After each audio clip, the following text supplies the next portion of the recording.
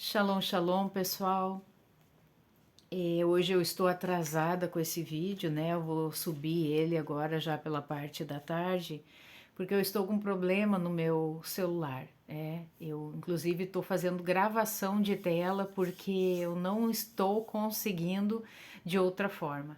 Então, nós vamos continuar, né? Nós não vamos parar. De alguma forma esse vídeo sai, tá? Nós estamos fazendo vídeos nesses 40 dias até Yom Kippur a respeito da Teshuvá. Então, nós vamos abordar diferentes assuntos, mas o assunto vai ser focado, primeiramente, que não há Teshuvá sem Cristo, e também sobre o olhar da Teshuvá não ser um olhar para fora de nós, mas um olhar para dentro de nós. Porque afinal de contas, a Teshuvá é individual, é de cada um. Então nós temos que olhar a nossa transformação, o nosso novo nascimento, ok? É isso que eu quero que vocês compreendam. E hoje, né, o tema principal ele está no livro de Provérbios, eu vou colocar aqui, Provérbios 23, 7. Ficou grandão aqui, eu quis deixar grande a minha imagem. Diz assim, ele tem várias, conforme cada Bíblia fala, né? Por exemplo aqui, porque como ele pensa em seu coração, assim ele é. Essa é a primeira parte do versículo, tá? Se nós pegarmos em outras traduções, vamos ver como é que está aqui na Corrigida Fiel. Porque como imaginou no seu coração, assim é ele.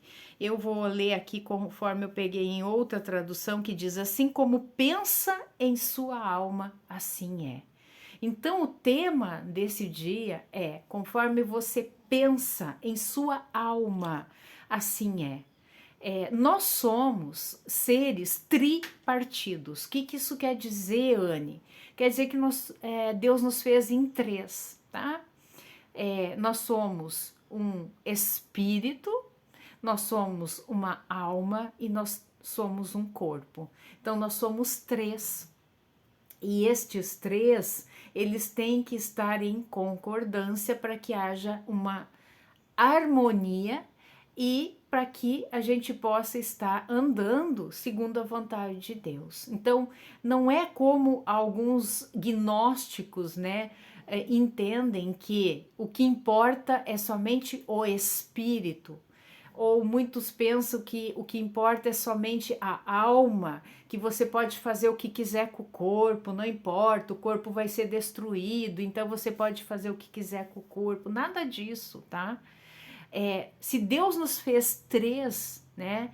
Tudo em nós tem que glorificar a Deus. Tudo, tá? Então, o espírito, a alma e o corpo têm que glorificar a Deus, certo? E assim como nós pensamos em nossa alma, assim é. O que isso quer dizer? Que assim como nós pensamos a nosso respeito, assim se torna. Esse é o efeito. Então, se você pensa conforme a palavra de Deus, né? Por isso que a palavra de Deus, ela é, ela é tão positiva, ela é tão... o Altíssimo, né? Ele quer nos exaltar. Não exaltar no sentido de ser arrogantes ou soberbos, não. Ele quer dizer para nós uma identidade que é celestial, porque somos a imagem e semelhança dele. Então nós não somos derrotados. A palavra diz que nós somos mais que vencedores. Nós não somos fracos. Nós somos fortes em Cristo. É Deus quem nos fortalece, né? Então, essa ideia, como que eu me vejo? Se eu me vejo um incapaz, eu me torno um incapaz. Se eu me vejo alguém, um vencedor, eu me torno um vencedor. Então, assim como pensamos, né? Como imaginamos no nosso coração, assim é, assim somos, assim nos tornamos, tá? E eu vou voltar aqui onde eu estava, aqui no livro de Juízes, no capítulo 6, que fala sobre Gideão, tá? O que está acontecendo aqui neste capítulo 6 de Gideão? Diz que, vou ler aqui, ó, servidão sob os midianitas.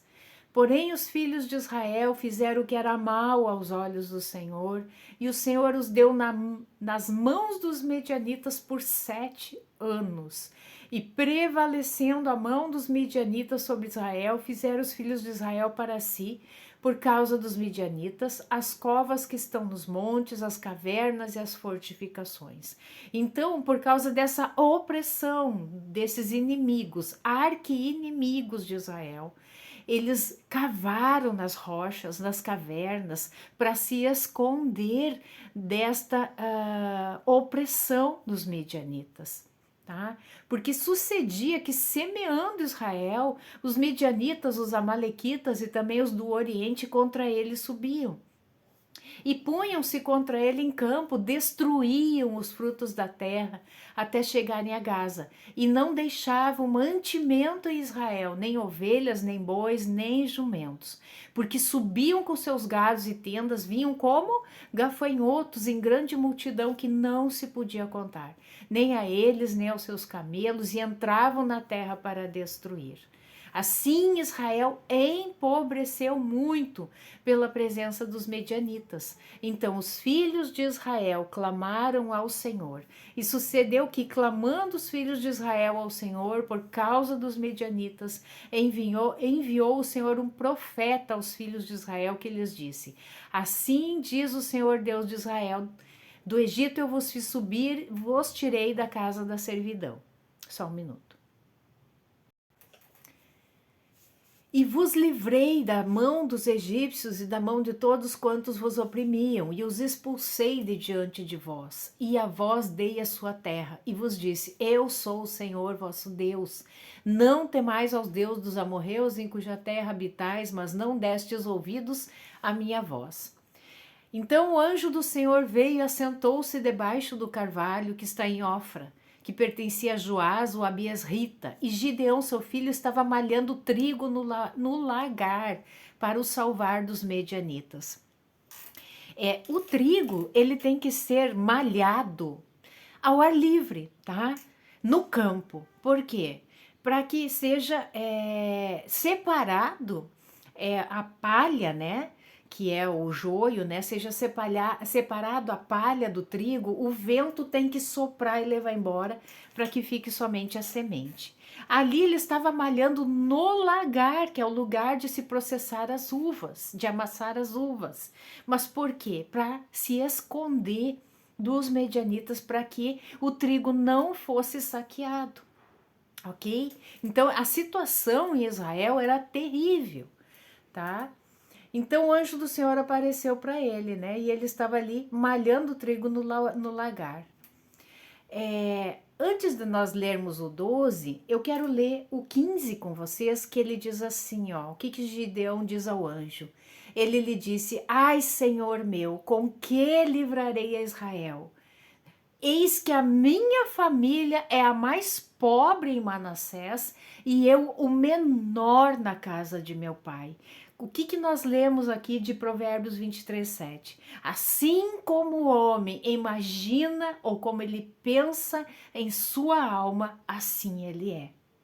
Então, aqui Gideão, ele se imaginava o menor. A família mais pobre, o menor, e ele agia como menor. Ele estava fazendo o quê? Malhando o trigo no lagar, se escondendo dos medianitas. E agora nós vamos voltar lá para o 12. Olha o que o anjo vai falar para ele. O anjo vai entregar para ele. Essa é a tua verdadeira identidade, Gideão. Você não é o menor. Ele vai dizer assim: então o anjo do Senhor lhe apareceu e lhe disse: o Senhor é contigo, homem valoroso, tá? Tem outras versões, vamos colocar aqui na Bíblia de Jerusalém, valente guerreiro, tá? aqui está dizendo valente guerreiro. Essa é a verdadeira identidade de Gideão. Mas ele estava imaginando em sua alma o ser o menor dos da sua casa. E ele, na visão de Deus, nunca ele foi o menor. Ele sempre foi, na visão de Deus, o valente guerreiro. Tanto é que o anjo do Senhor vem ali para levantar Gideão em socorro a Israel e lutar contra os medianitas. Então, isso é só um exemplo, né, de como você imagina em sua alma. Assim é. Se o anjo do Senhor não tivesse aparecido ali a Gideão e entregado a sua verdadeira identidade, talvez ele continuasse a pensar que ele era o menor dos da casa de seu pai. Amém? Então temos que cuidar, né, com aquilo que imaginamos, os pensamentos que sobem, né, como diz ao nosso coração, os pensamentos que vêm para denegrir a imagem, a nossa imagem, né? Porque Deus, né, o Todo-Poderoso, o nosso Criador, ele não é o menor.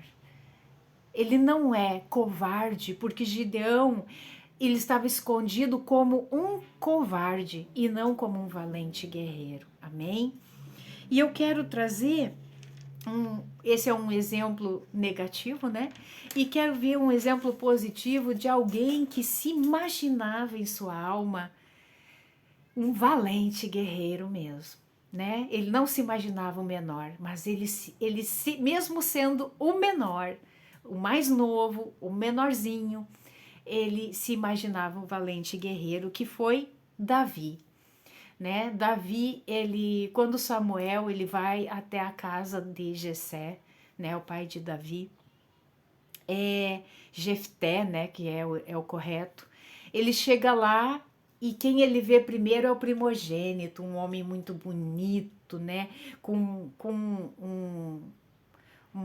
como que eu vou dizer, uma aparência de rei, né, porque era para ele ungir um novo rei, porque Saul, né, foi rejeitado por Deus.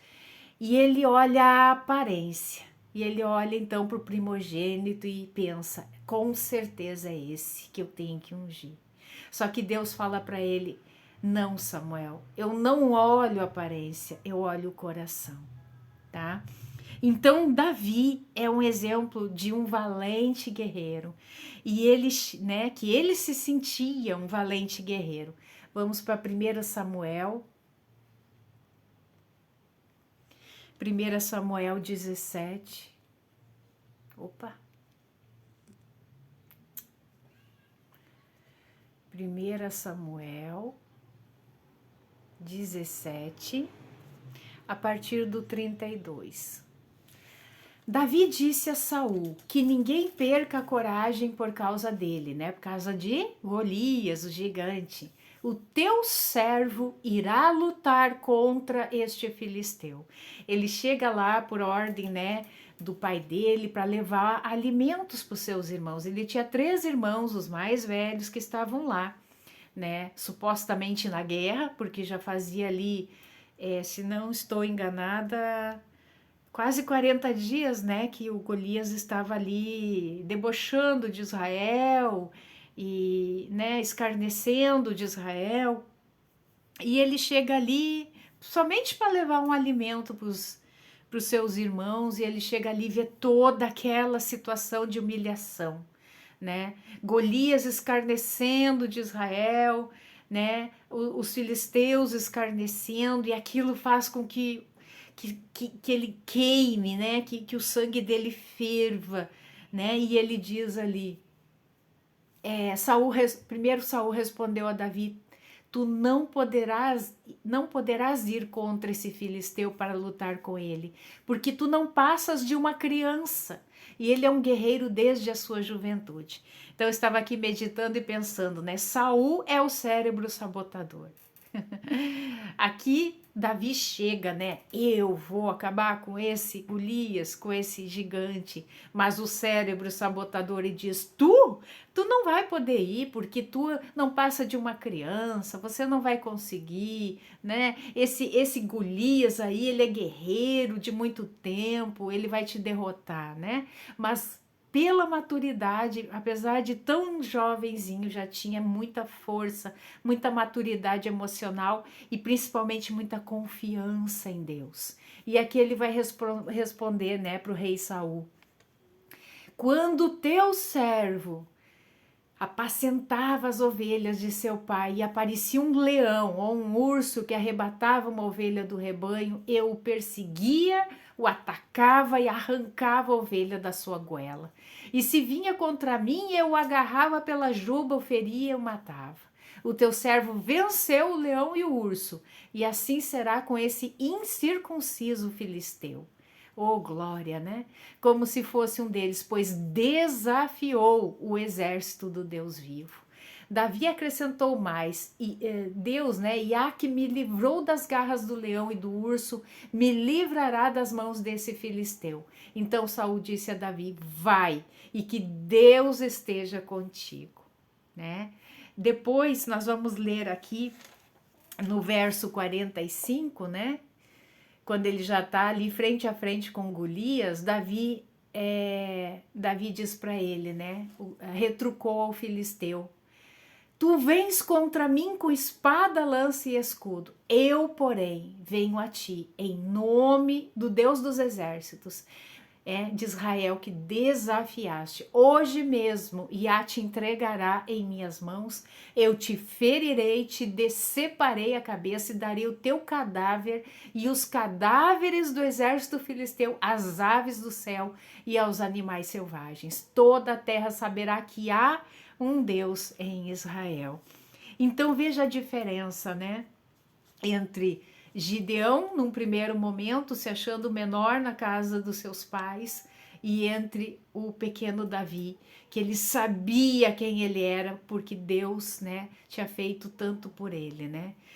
E é isso que acontece, isso é uma realidade nas nossas vidas. O que pensamos, né? Aquilo que pensa a nossa alma, assim é. Então, a pergunta que eu quero iniciar: como você tem pensado a respeito de si próprio? Isso é importante no processo da Techuvá. Como você tem olhado no espelho e quem você tem enxergado lá? O menor na casa do teu pai ou um valente guerreiro? Uma valente guerreira? Como que você tem se enxergado? Nesse processo da Techuvá é muito importante que a nossa autoestima esteja em alta, que a gente pense coisas boas, aquilo que Deus ele fala na sua palavra. Isso não é pensamento positivo, é a palavra de Deus que é positiva, né? Deus não é depressivo, Deus não é negativo, não. Deus, ele é eu sou, o grande eu sou, né? Ele é o grande eu sou, da alegria, da felicidade, da justiça, da ordem, da obediência. Ele é o grande eu sou, né? De coisas boas. Amém? Então, Deus ordena. Eu trouxe apenas algumas palavras, porque nas Sagradas Escrituras tem inúmeras palavras, né? Deus ordena: seja forte, corajoso ou corajosa. Estou sempre com vocês, nunca vos deixarei, nem desampararei. Eu sou refúgio, eu sou pastor, eu sou fortaleza, eu sou escudo, eu sou proteção, eu sou marido, enfim, tantos atributos que Deus né? É por nós e quer que nós sejamos e estejamos agindo desta forma. Assim, imaginando na nossa alma dessa forma, assim nós seremos fortes e corajosos, né? Seremos pessoas que têm pensamento no alto, pensamentos elevados, né? Aqui eu já falei. Você é o que Deus diz que você é. Ontem, no dia de ontem ou anteontem, eu falei que você não é os seus pensamentos. Você não é os seus pensamentos. Porque assim como você pensa, você é. Mas esses pensamentos, ele tem dois tipos de pensamentos. Tem os pensamentos do bem e o pensamento do mal. Tem pensamentos que não procedem de Deus. Tem pensamentos que são que vão te desnortear, vão te tirar da techuvá, vão querer te desviar para a direita ou para a esquerda. No livro de Sabedoria, no capítulo 1, no verso 3, diz: pensamentos tortuosos afastam de Deus. O que é um pensamento tortuoso? É torto, não é reto. É tudo aquilo que foge da retidão. Então isso afasta de Deus. Depois no verso 5 diz: o Espírito Santo se retira diante dos pensamentos sem sentido. E eu quero comparar o pensamento aqui, né? Porque a nossa mente, ela é formada por pensamentos, emoções e comportamentos, né? Então, eu vou fazer uma metáfora como sendo o pensamento uma semente. E a nossa alma, ela é a terra que vai receber essa semente, tá? Então pensa aí na sua imaginação. Se essa semente que vai ser plantada for uma semente boa, vai dar bons frutos, ok? Pensando numa agricultura, se eu colocar uma boa semente numa terra boa, ela vai dar bons frutos, né? Ao contrário, se eu colocar uma semente ruim, ela vai dar maus frutos, não vai dar bons frutos. E o mesmo, né, acontece conosco, na nossa mente. Os pensamentos, que são sementes, vão gerar emoções, que vão gerar comportamentos. Mas que comportamentos são esses? Vão depender da semente que é plantada, tá? A má semente, que nós já falamos, ela vai fazer o quê? Vai te levar a crenças limitantes. E essas crenças limitantes vai produzir o que em nós? Reações automáticas. Nós vamos passar a ser seres somente reativos. Reativos, robôs. É como se a gente não drenasse, não filtrasse nada. Tá? A gente achasse, poxa, isso que eu estou ouvindo aqui no meu pensamento é real. E veja bem, o cérebro, ele não distingue o que é real do que não é real. A função dele não é discernir. A função do cérebro é armazenar. E veja bem que ele armazena sempre tentando poupar energia. Então, aquilo que é mais impactante na tua vida durante o dia, aquilo que te impactou mais, é isso que vai ser arquivado lá no seu cérebro. Então, imagina se a tua mente está sendo jogada sementes más o dia todo. O que vai ser arquivado como importante lá na gaveta do cérebro são só coisas más. Aí você vai ser uma confusão quando dorme, você tem pesadelos, você tem sonhos, né, ruins, ok?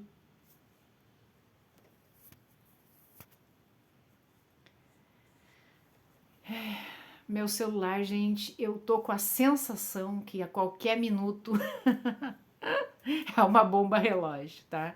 Apagou a tela aqui. Bom, vamos lá, antes que isso aconteça, né? Ao contrário, a boa semente, o que ela vai produzir?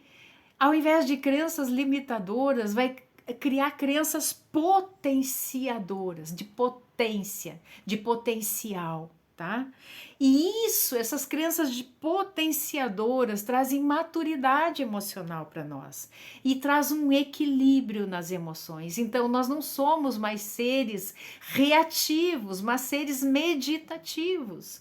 Quando chega um pensamento na mente, eu discerno, eu não reajo automaticamente, eu paro, eu penso, esse pensamento é meu, esse pensamento é bom, esse pensamento tem que estar na minha mente, ele vai agregar ou ele vai me destruir, ou ele vai me desviar. Deus nos deu governo, Deus nos deu autoridade, eu não canso de dizer isso. Esse governo e autoridade aqui, você governa sobre todo o seu corpo. Obviamente que abaixo do governo de Deus há uma hierarquia. Amém?